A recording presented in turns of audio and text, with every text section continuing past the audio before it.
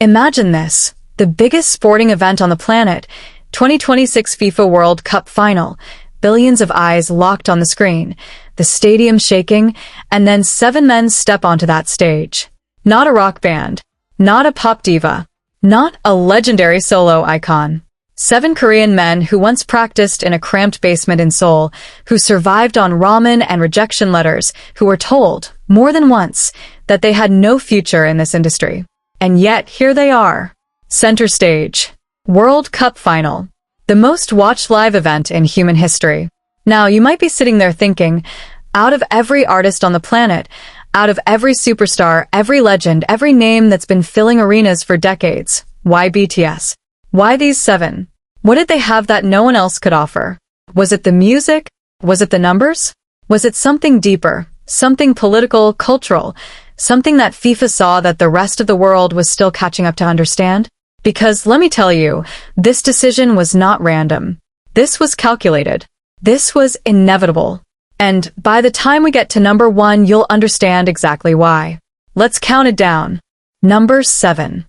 The army nobody could ignore, Jungkook. When FIFA sat down in their boardroom to discuss the halftime performance for the 2026 World Cup Final, the first thing they didn't talk about was music. They talked about numbers. Cold, hard, undeniable numbers. And the moment someone placed a single data sheet on that table, a data sheet about BTS and their fan base, the room went quiet. Because what ARMY represents isn't just a fan base. It's the single most organized, most mobilized, most economically powerful fan community in the history of modern entertainment. And Jungkook, the youngest member of BTS, the one they call the Golden Magne, sits right at the center of why this conversation even starts at number 7. See, when people talk about BTS's global reach, they almost always start with Jungkook, because statistically, algorithmically, commercially, Jungkook is the member who broke individual records that nobody, not even the group itself, saw coming. His solo debut single 7 featuring Latto in 2023 debuted at number 1 on the Billboard Hot 100. Not number 2. Not top 5. Number 1. In its first week alone, it accumulated over 100 million streams globally, the fastest a Korean solo artist had ever hit that benchmark on Spotify. And that wasn't a fluke. That was ARMY. That was a fan base that had spent years being told they were just stans doing what they always do, showing up, coordinating, streaming, buying, trending, and making the rest of the industry look like amateurs. Now, let's zoom out and understand the full weight of what ARMY actually is, because this is where the FIFA story really begins. At its peak, ARMY, which stands for Adorable Representative MC for Youth, yes, that's actually what it means, had registered fan club members in over 190 countries. Let that sink in. There are only 195 recognized countries in the world. ARMY existed in 190 of them. They had organized local chapters, fan-funded billboards in Times Square, Piccadilly Circus, and Shibuya Crossing. They had their own internal communication networks, their own fundraising infrastructure, and their own coordinated voting systems that could move mountains in the span of hours. When BTS won the Billboard Music Award for Top Social Artist 6 years in a row, from 2017 to 2022, it wasn't because casual listeners voted. It was because ARMY operated like a military campaign. They tracked voting windows, set alarms, created reminder threads, distributed voting links, and turned fan participation into a logistical operation that would make political campaign managers take notes. And FIFA, which was preparing for the most watched World Cup in history, co-hosted by the United States, Canada, and Mexico for the first time ever, an event projected to reach 6 billion viewers across all platforms, understood that if you attach BTS to your event, you don't just get fans who watch. You get fans who mobilize the people around them. You get fans who trend the event for weeks before it happens. You get fans who buy merchandise, stream content, share clips, create videos, translate content into 30 different languages overnight, and essentially do the marketing work of an entire global agency for free because they love it. And here's the part that most people underestimate. ARMY skews young. The core demographic is between 18 and 34, which happens to be precisely the age group that traditional sports broadcasting has been desperately trying to recapture for the past decade. FIFA's own internal studies showed that younger audiences were tuning out of traditional sports events at an alarming rate. The Super Bowl was already struggling with halftime viewership dips among Gen Z. The solution wasn't to make football cooler. The solution was to attach something that Gen Z already obsessively cared about.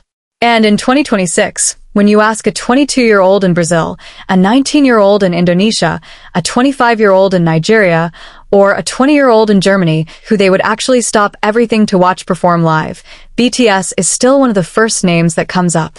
That's not nostalgia. That's sustained cultural relevance, and it's something Jungkook embodies more viscerally than almost any other idol in the world. Because Jungkook didn't just ride the BTS wave, he extended it.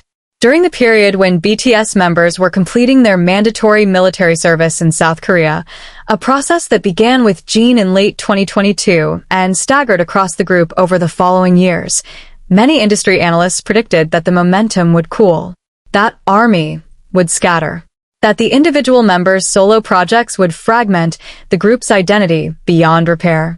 They were wrong. Jungkook, one of the last to enlist, used the period before his service to release music that proved BTS wasn't dependent on being a group to dominate.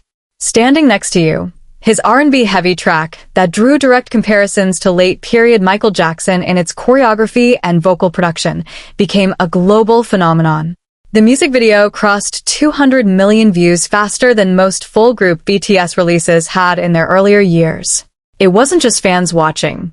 It was the general public, critics, industry professionals, people who had never streamed a K-pop song in their life sitting down and saying, okay, this kid can actually do this. And that crossover appeal, the ability to pull in listeners who aren't already ARMY, who don't know the fandom terminology, who just stumbled onto a song and got hooked, is exactly what FIFA needed for a performance that would be seen by billions, most of whom aren't K-pop fans. FIFA didn't just want an artist with a passionate niche audience. They wanted an artist who could be the starting point for a new audience, who could make someone who'd never thought twice about BTS suddenly say, wait, who are these guys? And Jungkook, with his golden voice, his near-supernatural ability to perform while dancing at full intensity, and his personality that somehow manages to feel simultaneously shy and wildly charismatic, is exactly that kind of artist. He's the entry point. He's the reason a FIFA executive in Zurich, watching a compilation reel of potential performers, paused, rewound, and watched the same 30-second clip 4 times in a row. The choice to include BTS started with data. But it stayed because of what Jungkook represents, a generation of artists who grew up being told the world wasn't ready for them, and then proceeded to make the world come to them. ARMY didn't just support BTS. They built the infrastructure that made ignoring BTS commercially impossible. And number 7 on this list is a reminder that sometimes the most powerful reason a decision gets made isn't artistic. It's mathematical. And ARMY's math has always been absolutely ruthless. Number 6. The speech that silenced the United Nations, RM. Let's talk about something that doesn't happen very often in the entertainment industry. Something so rare, so genuinely unprecedented, that when it did happen, even the people inside the room couldn't quite believe what they were witnessing. In September 2018, a 24-year-old man from Ilsan, South Korea, born Kim Namjoon, known to the world as RM, walked up to the podium at the United Nations General Assembly Hall in New York City, looked out at representatives from 193 nations, and began to speak. Not in the polished, rehearsed cadence of a politician. Not with the stiff formality of a diplomat. He spoke like someone who had actually thought deeply about what he wanted to say. He spoke like a human being. No matter who you are, where you're from, your skin color, your gender identity, speak yourself, he said, his voice steady, his eyes clear, his presence filling a room that had hosted world leaders, Nobel laureates, and heads of state for decades. And for a moment, just a moment, the entire United Nations went completely silent. Not the polite silence of an audience waiting for the next slide. The real kind of silence. The kind that means something just landed. That moment didn't just mark a milestone for BTS. It marked a turning point in how the world understood what Korean cultural power actually meant, and it planted a seed that would, years later, factor directly into FIFA's decision to make BTS the centerpiece of the 2026 World Cup final performance. Because FIFA isn't just booking an entertainment act. When an organization that governs the sport played by more countries than belong to the United Nations decides who stands on that final stage, they are making a statement about what the world looks like in 2026. And RM, as the leader, the lyricist, the philosopher, and the voice of BTS, is the single most powerful argument for why BTS belongs there. Let's go back to the beginning of RM's story because the way he became who he is tells you everything about why this matters. Kim Namjoon grew up in a middle-class household in Ilsan, a suburb of Seoul. He was by every academic measure exceptional. His IQ has been reported at 148. He scored in the top 1.3% of the entire nation on his university entrance exams, an achievement that in South Korea, one of the most academically competitive societies on earth, is genuinely extraordinary. His teachers expected him to become a lawyer, a doctor, an engineer. Instead, he chose rap. He was underground freestyling at 13, producing his own tracks before he was in high school, and he taught himself English almost entirely through watching the American sitcom Friends on repeat, which is either the most endearing or the most impressive origin story you'll ever hear, depending on your perspective. When Big Hit Entertainment recruited him, he was already considered one of the most technically gifted underground rappers in Korea. He became BTS's leader not because he was the most popular or the most polished, but because he was the one who could translate not just language, but ideas. The one who could take the internal philosophy of a group of young men trying to figure out who they were and turn it into lyrics, speeches, interviews, and public statements that resonated with people across continents and cultures.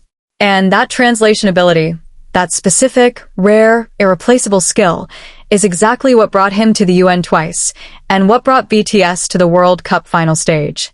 The second UN appearance, in September 2021, was even more significant than the first. South Korean President Moon Jae-in personally appointed BTS as special presidential envoys for future generations and culture, a formal diplomatic title, not a ceremonial one. They attended the 76th Union General Assembly, delivered remarks about COVID-19 recovery, climate change, and the challenges facing young people globally, and did so as official representatives of a sovereign nation. Think about that for a second. 7 pop artists, appointed by a sitting president, speaking at the United Nations on behalf of a country of 52 million people. This wasn't a PR stunt. The South Korean government understood something that a lot of Western entertainment executives were slow to grasp, that BTS, and specifically RM's ability to articulate complex ideas with genuine emotional intelligence, had become one of Korea's most effective tools of soft power in the modern era. The term soft power was coined by political scientist Joseph Nye in the 1990s to describe the ability of a country to attract and influence other nations through culture, values, and ideas rather than military or economic coercion.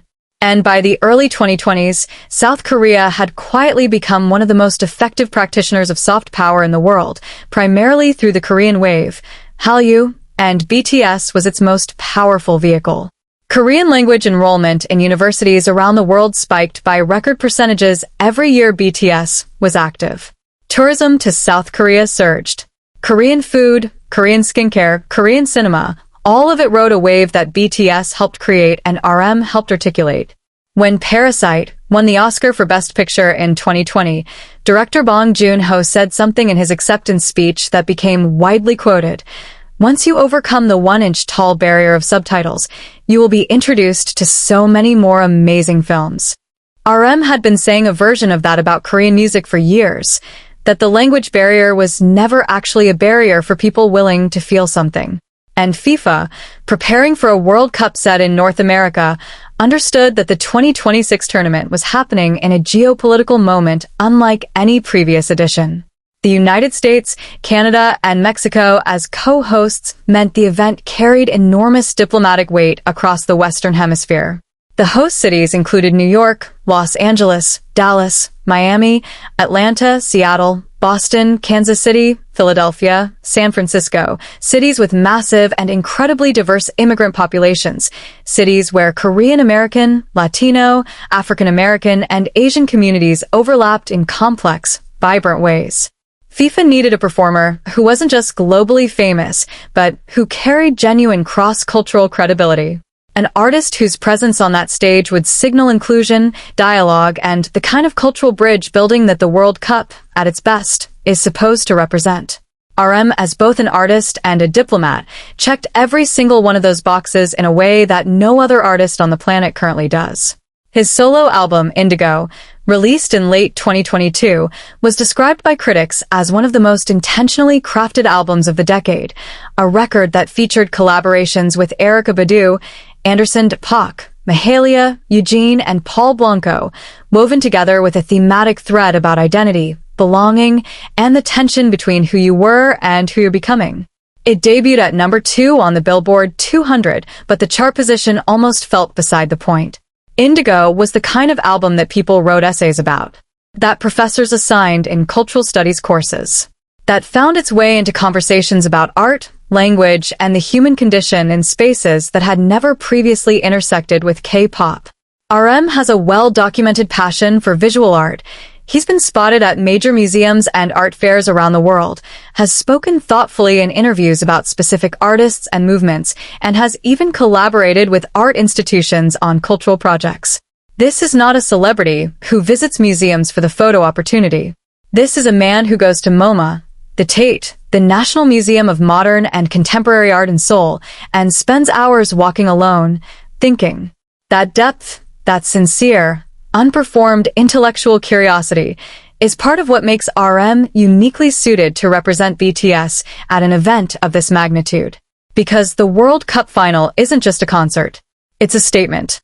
And when FIFA needed a face to put on that statement, they needed someone who understood, viscerally and intellectually, what it means to speak to the world. RM has been doing that since he was 24 years old, standing at a podium in New York, telling billions of people that their voice matters. That was never just a speech. That was the beginning of an argument that would end, in 2026, with 7 men standing on the biggest stage in the world. Number 5. The hunger that built an empire. Suga. There's a detail about Min Yoongi, the man the world knows as Suga, the man who releases music under the alias August D, that doesn't get talked about enough. Before he was a Grammy-nominated artist. Before he was performing in sold-out stadiums with 90,000 people screaming his name. Before BTS became the first Korean act in history to top the Billboard Hot 100. Min Yoongi was a teenager from Daegu, South Korea's third-largest city, a place known more for its brutal summers than for producing pop stars, working a part-time job delivering food on a motorcycle, saving every single one he earned so he could afford bus fare to Seoul for his big hit entertainment audition. He was 17 years old. He was doing this while hiding it from his parents, who had explicitly told him that pursuing music was not a future they would support. He auditioned anyway. And on the night he got on that bus to Seoul, it was so cold that he still talks about it, the kind of cold that gets into your bones, the kind that reminds you exactly how much you're risking and exactly why you'd better not waste it. When he got into Big Hit as a trainee, the conditions weren't much better. The company was small, underfunded, and operating out of modest spaces compared to the industry giants. Yoongi has spoken openly about sleeping on the studio floor because he didn't always have a better option, about the early years when the group's future was genuinely uncertain, about depression and anxiety that he carried in silence for years before eventually speaking publicly about it in ways that changed the conversation around mental health in the Korean entertainment industry entirely. That backstory, that specific texture of hunger and hardship and stubborn, bone-deep refusal to quit, is not just a biographical detail. It is the foundational energy underneath everything BTS achieved on the global stage. And when FIFA looked at the arc of what BTS accomplished between 2013 and 2026, what they were really looking at was one of the greatest underdog stories in the history of popular music. A story that Suga, more than any other member, embodies in its rawest and most unfiltered form. Let's talk about what BTS actually did to Western music charts, because the numbers are so extreme that even people who followed it in real time sometimes forget how genuinely unprecedented it was. In August 2020, BTS released Dynamite, Their first song recorded entirely in English, a deliberate strategic choice to maximize accessibility during a pandemic that had the entire world sitting at home with nothing to do but consume content. Dynamite debuted at #1 on the Billboard Hot 100. First Korean act ever to do that. Full stop. Not first K-pop act. First Korean act. In the entire history of the Billboard Hot 100, which had been tracking American chart performance since 1958, 62 years of data, no Korean artist or group had ever reached that summit. BTS did it on their first attempt, in their first entirely English-language single, during one of the most chaotic years in modern history. Then they did it again.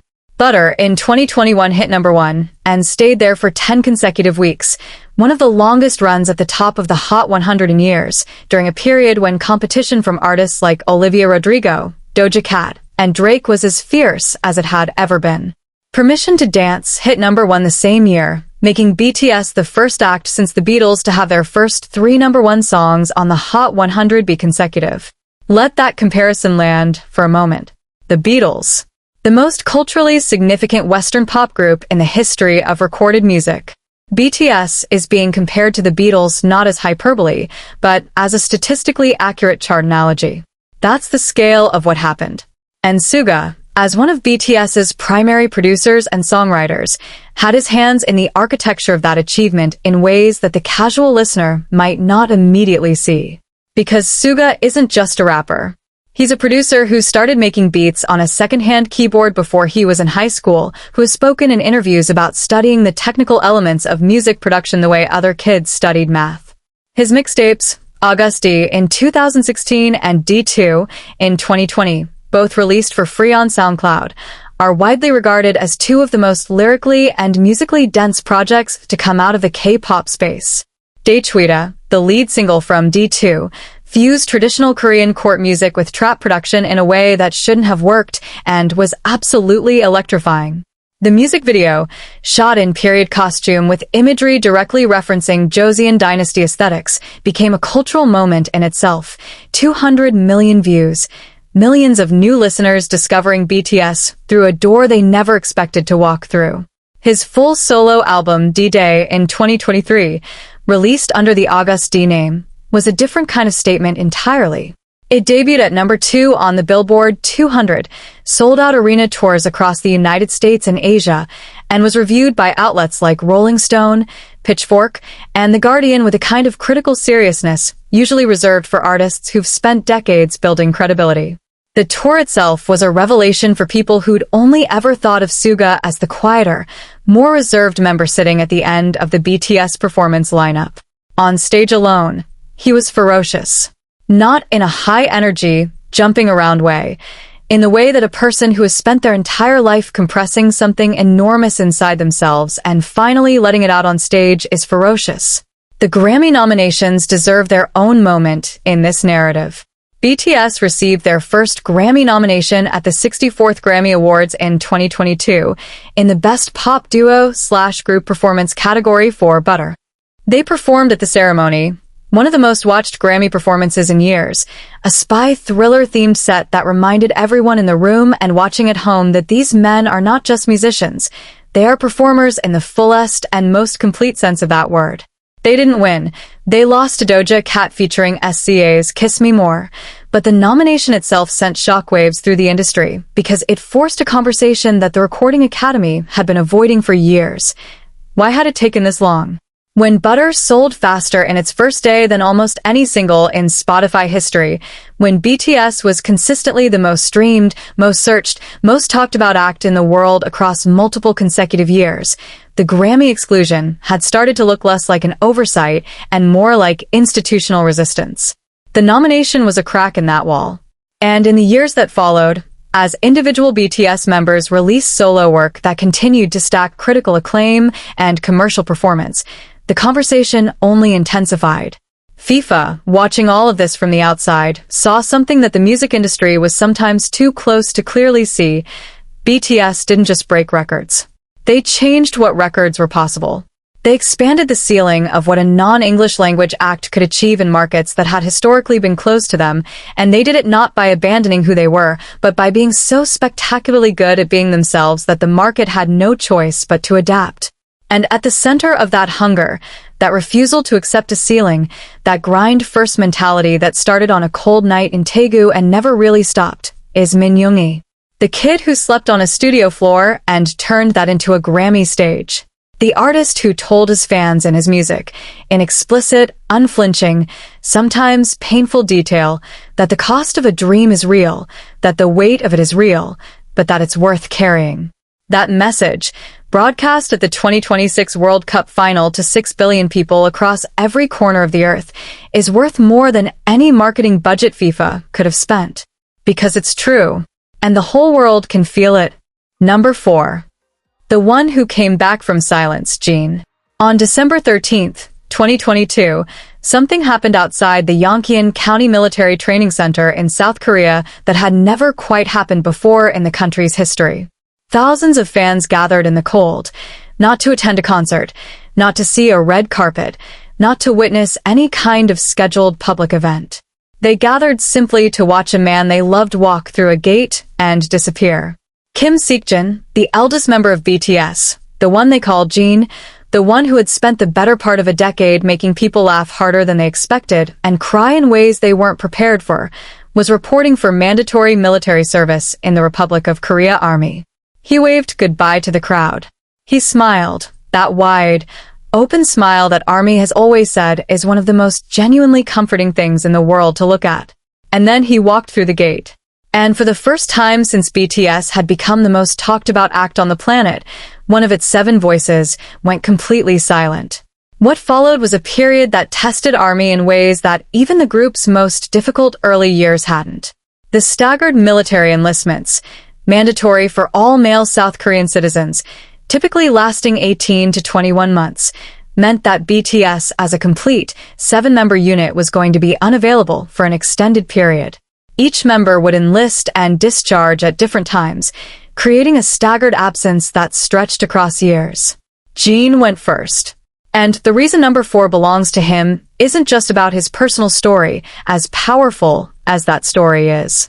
It's about what his return and the eventual reunion of all 7 members meant to the world, and why FIFA's decision to book BTS for the 2026 World Cup Final was, in no small part, a decision to capture that reunion energy at its absolute peak. Let's understand who Kim Seokjin is before we talk about what his absence and return meant. Jimin joined Big Hit Entertainment in 2011, recruited essentially off the street. He was approached by a Big Hit staff member outside his school and, assuming it was a modeling agency, agreed to audition. He had no significant prior training in singing or performance. What he had was an almost otherworldly visual presence, the kind of face that makes people physically stop and stare, combined with a warmth and a goofiness that immediately made everyone around him more comfortable. He became BTS's vocalist, its eldest Taehyung, and arguably its emotional anchor in the way that only the oldest sibling in any family can be. His role was never just musical. It was atmospheric. Jimin is the member who makes the chaos feel manageable. The one who shows up with food when the group is exhausted, who deflects tension with a perfectly timed joke, who has an almost supernatural ability to sense when someone in the room needs to laugh. His famous windshield wiper laugh, a loud, uncontrollable cackle that sounds like pure joy with no filter, has been described by members and staff alike as one of the most infectious sounds in any room he's ever been in. But underneath the humor, and this is what Jin's solo work began to reveal more clearly, there is a man who has thought very seriously about what it means to carry other people's happiness, about the weight of being the one who smiles so that others feel safe smiling.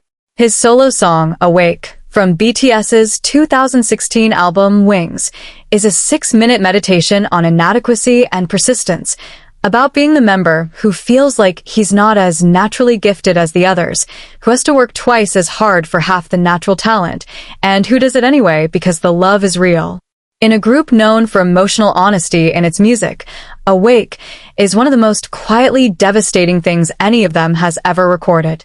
Before his enlistment, Jin released Astronaut, a collaboration with Coldplay, performed live at Coldplay's Buenos Aires concert in October 2022 before a crowd of 60,000 people. It was the last performance he gave as a free man before the military gates closed behind him. And the song itself, about being an astronaut lost in space, but finding home in the people who love you, felt like a message sent directly to ARMY. A goodbye that wasn't really a goodbye. A promise wrapped in a melody. The Buenos Aires performance became one of the most viewed live performance clips of that year.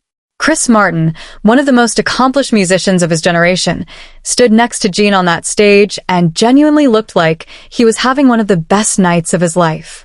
That is the specific quality that Jin brings to any space he inhabits, the ability to make extraordinary things feel warm and personal. During his service, the world didn't forget Jin. If anything, the absence made the collective memory of him more vivid. ARMY tracked his service updates with the same devotion they'd previously tracked his performances. When photographs emerged of Jin during his service, brief, official military releases showing him in uniform, visibly fit, visibly alive, visibly still himself, they went viral within minutes every single time. The South Korean military even posted a brief video of Jin serving as a drill instructor's assistant that broke several platform records for a military-affiliated social media post. The man was doing mandatory military service and still inadvertently breaking internet records. That's a specific kind of star power that transcends calculation. Jin was discharged on June 12, 2024. What happened that day outside the military base was, by any objective measure, a cultural event. The crowd that gathered, estimated in the thousands, including international fans who had flown to South Korea specifically for this moment, erupted when he emerged. Jin, ever himself, came out smiling, waving, looking slightly overwhelmed and completely at peace. He immediately released I'll Be There, a single that debuted globally and served as the symbolic opening act of BTS's long-awaited full reunion. Because here's what Jin's discharge signaled that the music industry and FIFA both understood immediately. The clock was now running. All 7 members had enlisted, served, and were in various stages of completing their service. The full group, RM, Jin, Suga, J-Hope, Jimin, V, and Jungkook, was going to be together again. Completely. For the first time in years.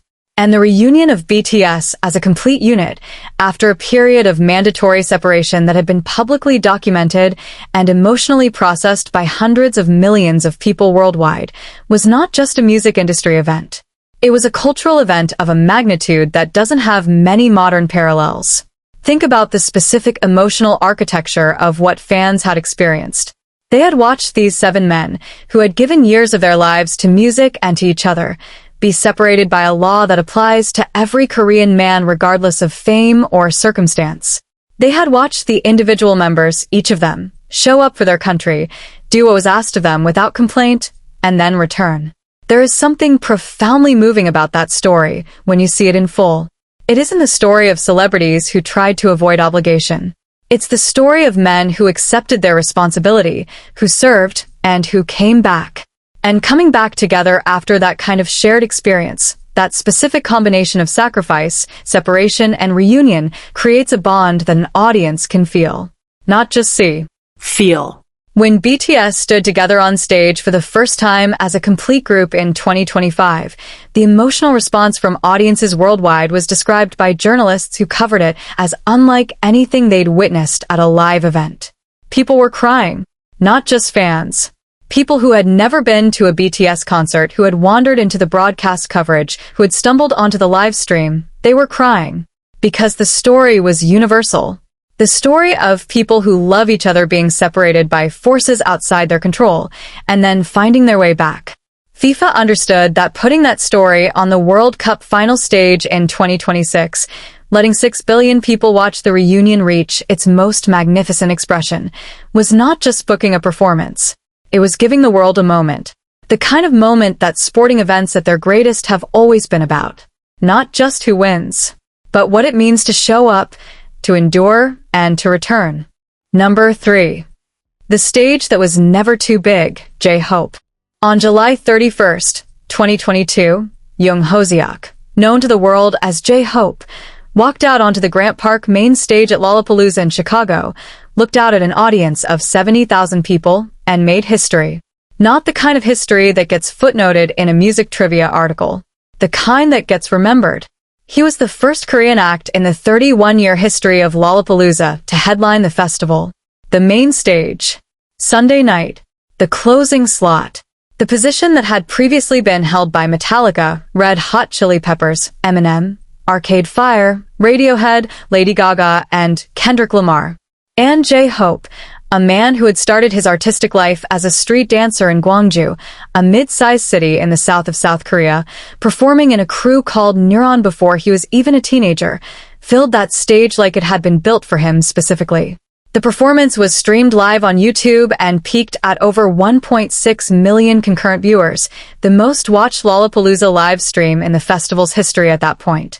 The crowd was a mixture of dedicated army who had traveled from multiple countries, festival goers who had no particular BTS affiliation and had simply wandered over to see what the energy was about, and industry professionals who had come to watch out of professional curiosity. Every single one of them stayed for the entire set. Every single one of them left talking about it. And that specific ability to hold a crowd that didn't come for you, to convert skeptics in real time through the sheer force of what you put on stage, is precisely the quality that made J-Hope the central argument for why BTS belongs at the World Cup Final. Because the World Cup Final crowd is not an army crowd. It is not a crowd that has pre-purchased the experience, that has memorized the lyrics, that has shown up with light sticks and fan merchandise and 2 years of emotional investment. It is a crowd of football fans from every nation on earth, people who are already emotionally raw from the match they just watched, people who want to feel something enormous and collective and real. And J-Hope is one of the most gifted performers alive at making exactly that happen. Let's go back to the beginning because Jung Hoseok's story is one that the dance world has been telling in hushed, reverent tones for years. He started dancing at age 9. Popping, locking, breaking, he absorbed street styles with the kind of intuitive ease that coaches who've spent decades in the industry say they see maybe once or twice in a career.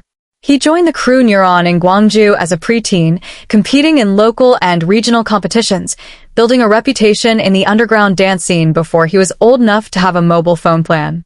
When he auditioned for Big Hit Entertainment, he was reportedly offered a spot immediately. No extended evaluation. No waiting list. The company saw what he could do and moved. Within BTS, J-Hope became the group's main dancer, a designation that in K-pop carries genuine technical weight, because the main dancer is the one who sets the standard against which the choreography is measured, the one who the others watch to make sure they're hitting the right marks.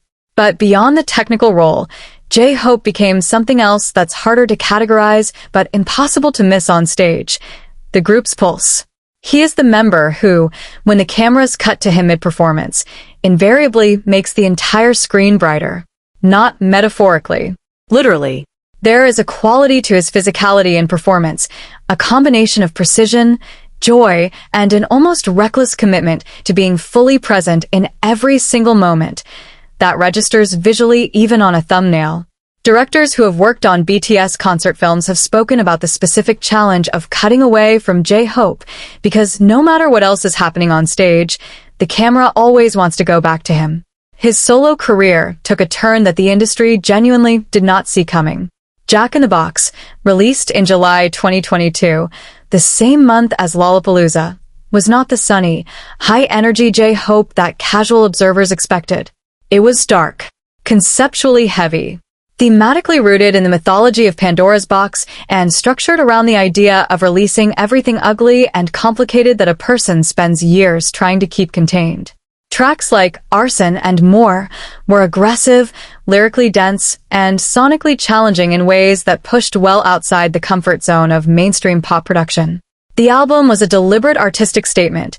A man who had spent years being described as BTS's sunshine member, the mood maker, the one who smiles to keep the room functioning, using his solo platform to say, "There is more to me than the light I give to others." Critics responded with near-unanimous praise. Jack in the Box was named on numerous year-end Best Albums lists by outlets that would not typically cover K-pop, including recognition from music publications that had previously paid minimal attention to the genre. It established J-Hope not just as a great performer, but as a genuine artistic voice, someone with a coherent creative worldview and the technical ability to execute it without compromise. The subsequent Hope on the Street project in 2024, a documentary series and accompanying album centered on J-Hope's relationship with street dance, featuring collaborations with dancers from around the world and filmed across multiple countries, added another dimension to an already layered artistic portrait. It was the kind of project that didn't just celebrate dance culture. It documented it, contextualized it, and treated it with the academic and emotional seriousness it deserves.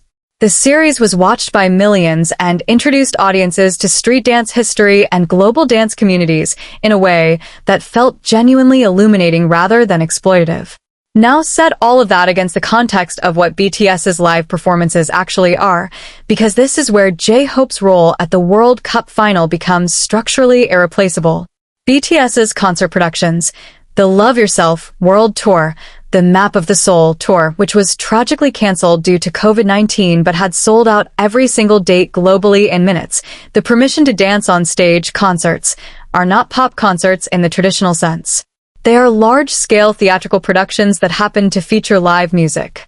The production design involves dozens of moving set pieces, elaborate lighting rigs, custom stage architecture, synchronized pyrotechnics, and choreography that integrates with the environmental elements of the stage in real time. The group's creative team, working in collaboration with directors, choreographers, set designers, and technical crews, produces shows that critics have compared favorably to the most ambitious stadium rock productions in history. And at the center of all of it, the element that makes every production feel alive rather than mechanical, is J-Hope's capacity to translate technical complexity into felt human experience.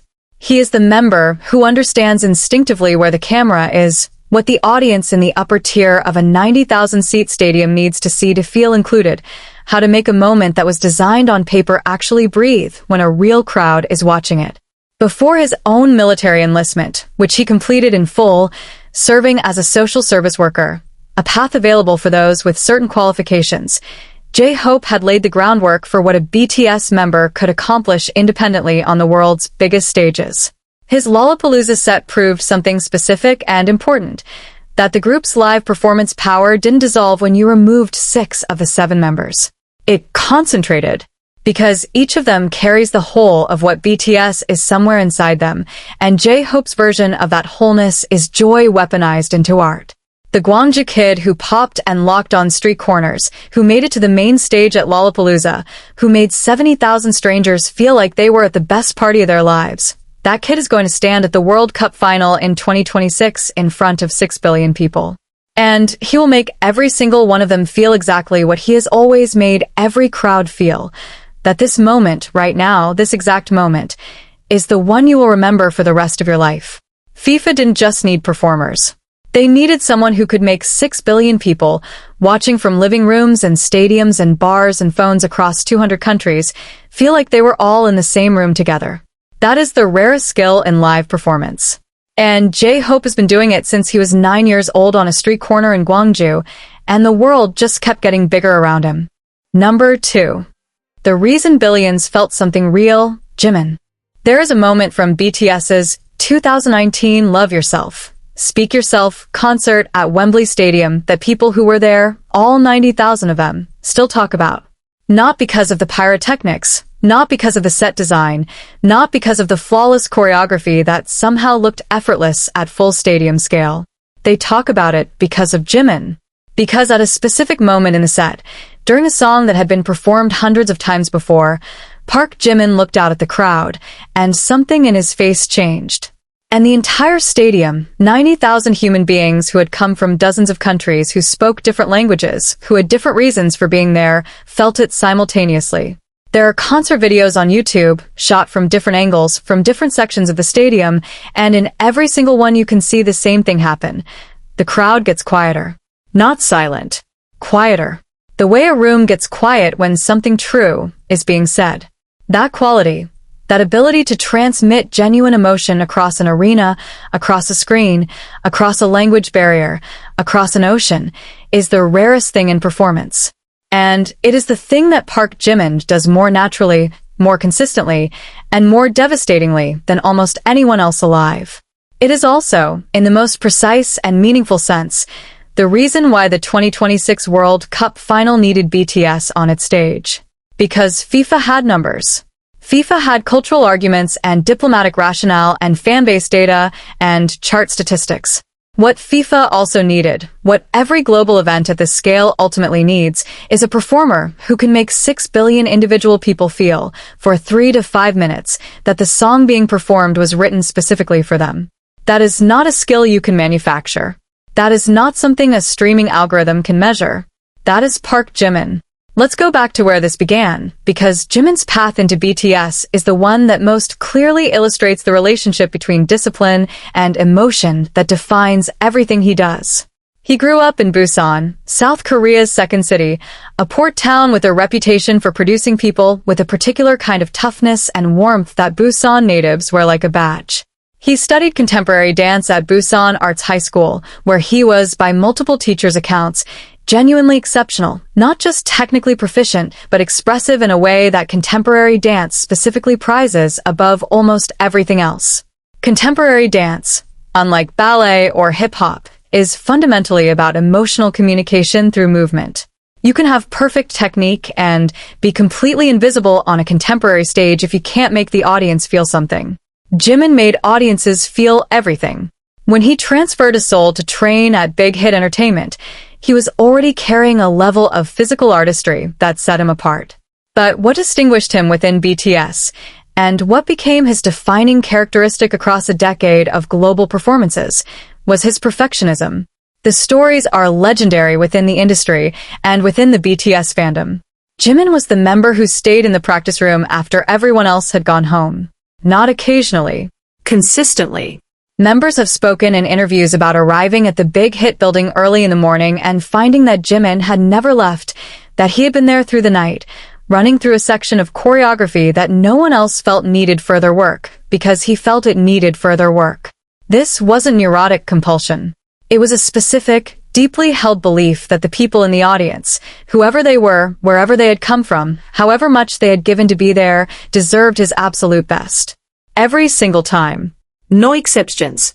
That philosophy, that the audience is owed the most complete version of yourself you can possibly offer, produces a particular kind of performer. The kind who cries on stage not because they're overwhelmed, but because they are so fully inside the emotional truth of what they're doing that the boundary between performance and reality briefly dissolves.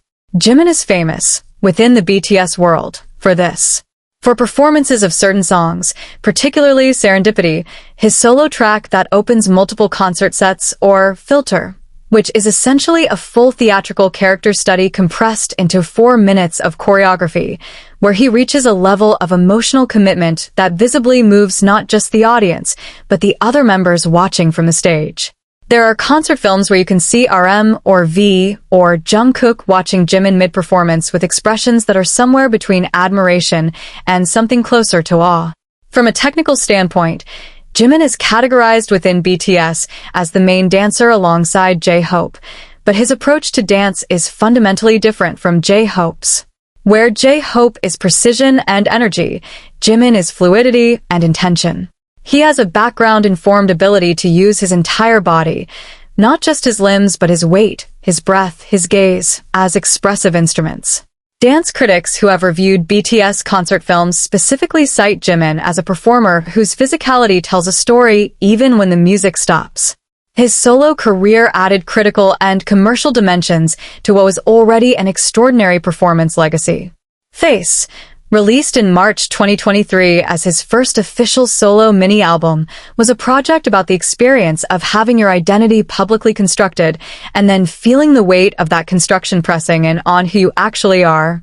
Like Crazy, the lead single, an English-language track that was simultaneously more commercially accessible than much of his previous solo work and more emotionally raw, debuted at #1 on the Billboard Hot 100. He became the first BTS solo artist to achieve that. The achievement was significant not just statistically but symbolically because, like Crazy, is not an easy song. It doesn't have a conventional pop hook structure. It doesn't have an obvious bridge that functions as a climax moment. It is a song built on sustained emotional tension that releases gradually, and it debuted at number 1 because Jimin's relationship with his audience is so intimate and so real that millions of people pressed play on instinct and kept pressing play because something in the song felt true to them in a way they couldn't immediately articulate. That intimacy, that specific, cultivated, genuinely felt connection, is what makes Jimin's contribution to the World Cup final argument so powerful at number 2. Because we've talked about why BTS deserve the stage. The data, the diplomacy, the records, the live performance legacy, the reunion narrative. All of those reasons are true, and all of them matter. But there's a final layer to this decision that sits underneath all of it, and Jimin is the member who most visibly represents it. FIFA doesn't just want a performance that people watch. They want a performance that people carry with them, that they remember years later, that they describe to people who weren't there with a kind of helpless enthusiasm. I was watching from my living room in Buenos Aires and I was crying and I don't even fully know why. That kind of response doesn't happen because of a chart position or a fan base size or a diplomatic appointment. It happens because of authentic human connection at scale. It happens because the person on stage is genuinely giving you something that costs them something. Jimin has been doing this since he was a teenager in a dance studio in Busan, staying after hours not because anyone asked him to, but because he understood that the gap between good and unforgettable is almost always filled by the things nobody sees, the extra hours, the private anguish, the repeated commitment to being more present than you were yesterday. The World Cup final will bring together nations that have complicated histories with each other. Fans of teams that lost will be sitting in the same stadium as fans of teams that won. The world in 2026 is, by no measure, a simple or unified place. Geopolitical tensions, economic fractures, cultural divisions that social media has made simultaneously more visible and more entrenched. Into that context, onto that stage, steps Park Jimin from Busan. And what he will do, what he has always done, in every room he has ever performed in, from a school gymnasium to Wembley Stadium, is make everyone in it feel, just for a moment, like the distance between them and every other human being in that space is not as vast as they thought. That is the thing FIFA paid for. That is the thing no contract clause can fully describe. And it is the reason why, before we get to number 1, we have to stop at number 2 and say clearly, the emotional heart of BTS's World Cup final performance has a name. It is Park Jimin. And he has been preparing for this moment his entire life, one late-night practice session at a time. Number 1. The proof that the world finally changed, V. Let's take a step back, just for a second. Because before we get into why number 1 belongs to Kim Taehyung, the man who performs under the name V, who is one of the most immediately recognizable voices in contemporary music, and who carries within him a quality that even people who study performance for a living struggle to fully articulate, we need to look at the biggest picture. The one that contains all 7 reasons. The one that answers the question that every skeptic, every football fan who raised an eyebrow, every industry analyst who thought the choice was odd, the question they all kept asking: why BTS? Why these 7 Korean men, of all the artists in the world, of all the acts in all the genres across all the continents? Why them? Why now? Why here? And the answer, the real answer, the one that sits underneath every data point and every chart position and every diplomatic appointment and every stadium sold out and every emotional Wembley moment, is this: because the world changed. And BTS is the proof. Not the cause. Not the symbol chosen to represent the change after it happened. The actual, living, breathing, performing proof that something fundamental about the architecture of global culture shifted on a permanent axis. And Kim Taehyung, V, is the member who carries that proof most completely in his artistry, in his identity, in the way he exists on stage and off it. He is the reason number 1 is not about a record or a statistic or a speech. It is about what all of it means. Kim Taehyung grew up in Gyeochang, a rural county in South Gyeongsang Province in South Korea. Not Seoul. Not Busan. Not a city with a music scene or an entertainment industry or easy access to the kinds of opportunities that produce pop stars. He grew up in a small agricultural community, raised partly by his grandmother, surrounded by open land and the particular quietness of rural Korean life. He learned to play the saxophone. No training history, no connections, no prior exposure to the idol system. He got in almost by accident, accompanying a friend to an audition, being noticed by staff, being asked to audition himself. The rest is the most improbable version of a story that was already improbable. Within BTS, V became the member who defied categorization in ways that frustrated the idol industry's neat systems. He was supposed to be the visual, the term K-pop uses for the member whose primary function is aesthetic, who anchors the group's visual identity. And he was extraordinary at that. TC Candler's 100 Most Handsome Faces list, a highly followed annual ranking, placed V at number 1 multiple times across multiple years, making him the most consistently top-ranked individual in the list's history across any nationality or industry. But reducing V to his appearance is like describing the ocean by its color. The visual element was the surface. Underneath it was an artist who was quietly and without announcement, becoming one of the most genuinely multidimensional creative figures to emerge from Korean entertainment in a generation. His solo album, Layover, released in September 2023, was the most explicit statement of what had been visible in fragments for years. Layover was jazz-adjacent, soul-influenced, unhurried, and completely uninterested in competing with the mainstream pop infrastructure that a BTS member releasing a solo album could easily have leveraged. Rainy Days, Blue, Love Me Again, Slow Dancing. These were songs built for listening in a particular kind of light, at a particular kind of hour, with a particular quality of attention that the streaming economy does not typically reward, and that V offered anyway. The album charted globally not because it was engineered to, but because people heard something in it that they needed and couldn't find anywhere else. That baritone, so deep and so warm that audio engineers have described it as one of the most naturally distinctive timbres they've ever worked with, carried emotions that lyrics alone couldn't. Layover felt like a private conversation in a public space. It felt like being trusted with something. And trust, the specific, fragile, irreplaceable quality of an audience believing that the person performing for them is giving them something real, is the foundation of everything V has ever done. His photographic work, shared across his social media platforms, reveals a visual intelligence that is serious and trained and entirely self-directed. He shoots film. He has cited specific photographers, Vivian Maier, Henri Cartier-Bresson, as influences, and when you look at his photographs with those references in mind, the connection isn't superficial. He genuinely understands composition, light, and the specific grammar of street photography in a way that suggests someone who has spent considerable time with the form. His interest in visual art extends to painting. He has visited museums across Europe, Asia, and North America, has spoken in interviews about specific works that have affected him, and has collaborated with cultural institutions in ways that go beyond celebrity endorsement. This depth, this sincere, uncurated, non-performative depth is not incidental to why V belongs at number 1. It is exactly the point. Because what FIFA ultimately chose when they chose BTS was not just an entertainment act. They chose the fullest available argument that the idea of what global culture looks like has permanently expanded. For most of the 20th century, the geography of cultural power was relatively fixed. American pop music, British rock, Western European film. The global entertainment industry was built around a set of assumptions about where creativity originated and where it was consumed, and those assumptions had the weight of decades of economic and infrastructural advantage behind them. BTS didn't just challenge those assumptions. They made them look arbitrary. They made it impossible for anyone paying attention to argue, with a straight face, that geography or language or the particular cultural coordinates of your origin determine the ceiling of what your art can mean to the world.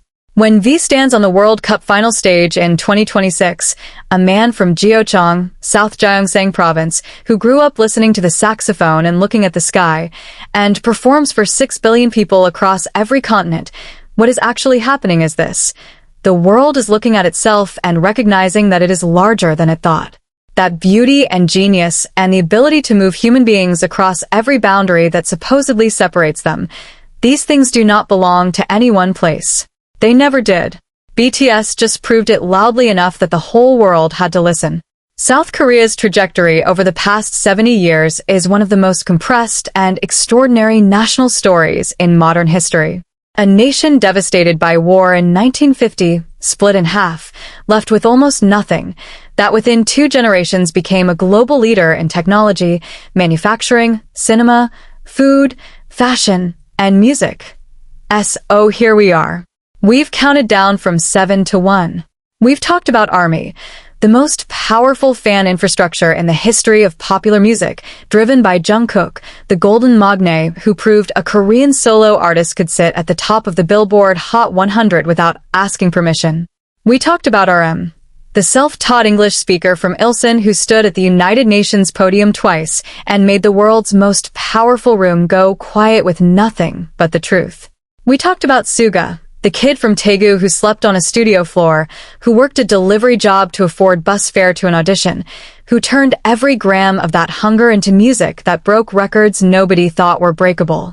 We talked about Jimin, the eldest, the one who went first, who walked through military gates with a smile and came back to ignite the reunion that the world had been holding its breath for.